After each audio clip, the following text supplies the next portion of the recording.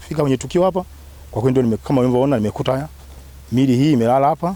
Watu wawili ambao ni wanaume wanaokadiriwa kuwa na umri wa miaka 35 mpaka 36 wamekutwa wameuawa katika eneo la Msete, mtaa wa Mji Mwema, halmashauri ya mji wa Njombe, huku miili yao ikiwa na majeraha yanayotokana na vipigo, ikiwa imekandamizwa na gunia za parachichi.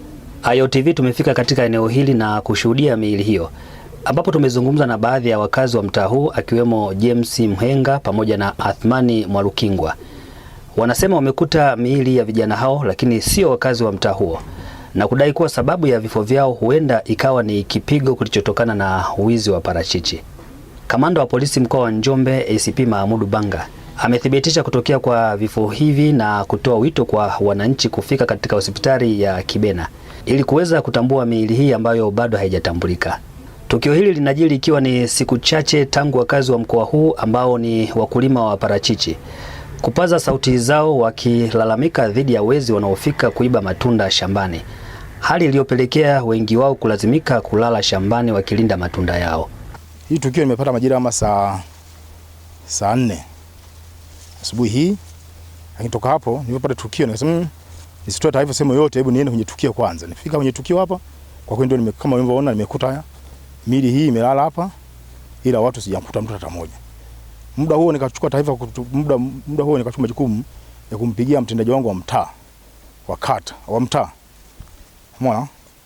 Nilipompigia mtendaji wa mtaa na pia na mwenyekiti wangu wa mtaa nikampigia Nuhu Masasi, kwa hiyo wakafika kwenye tukio, wapo kwenye tukio hapa kama hivi. Kwa hiyo toka hapo mtendaji wa mtaa akachukua jukumu kumpigia mtendaji afisa na polisi kata wetu Makwasa. Tumshukuru amefika kwa wakati. Kwa hiyo mpaka sasa hapa tupo na polisi Makwasa naye amempigia simu wale wangazi yake za juu. Kwa hiyo kwa kweli hapa baada kufika hapa hii miili bado haitambuliki. Haitambuliki kabisa. Mimi nje kuangalia hizi sura ni ngeni, lakini kama unavyoona wamewekwa viroba vya maparachichi kifuani. Kwa hiyo labda yote watapochukua polisi ndio watakuwa na wasemaji zaidi kusema hii miili wataipeleka, pengine watapeleka sehemu inayohusika ili watu waweze kuitambua miili hiyo. Eneo hili halina maparachichi. Mnahisi maparachichi haya yametoka eneo gani? Yaani sisi hapo tumekuta na mshangao kwa sababu eneo hili halina parachichi, unavyoona mwenyewe haina parachichi, lakini hawa watu inaonekana walikuwa wanaiba parachichi.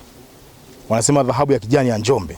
Kwa hiyo wanaiba hapa. Kwa hiyo sasa hatujui wamesafiri nayo au wamefanyaje hadi kufika nayo hapa hadi wakakutwa. Sisi tumekutwa maiti ila hatujakuta mtu yote.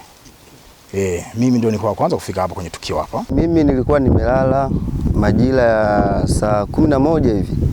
Ndio nikahisi kuna kelele nje. Masuala ya wizi. Maana wizi sio mzuri, mtu unaiba ndo kama hivyo unakufa.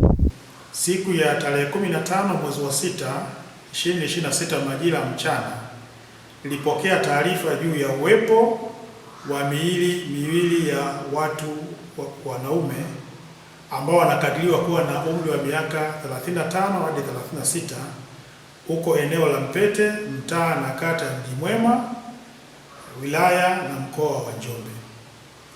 Miili hiyo baada ya jeshi la polisi kufika eneo la tukio ilikutwa ikiwa na majeraha kichwani na sehemu mbalimbali za miili ikiwa imetelekezwa eneo hilo, huku pembeni yake kukiwa na viroba 4 vya matunda ya parachichi.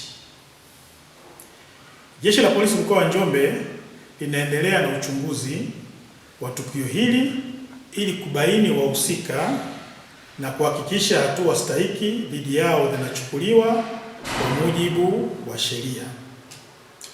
Jeshi la polisi linawaomba wananchi katika mkoa wa Njombe kufika katika hospitali ya wilaya ya Njombe Kibena ili kuweza kutambua miili hiyo ambayo mpaka muda huu haijaweza kutambulika.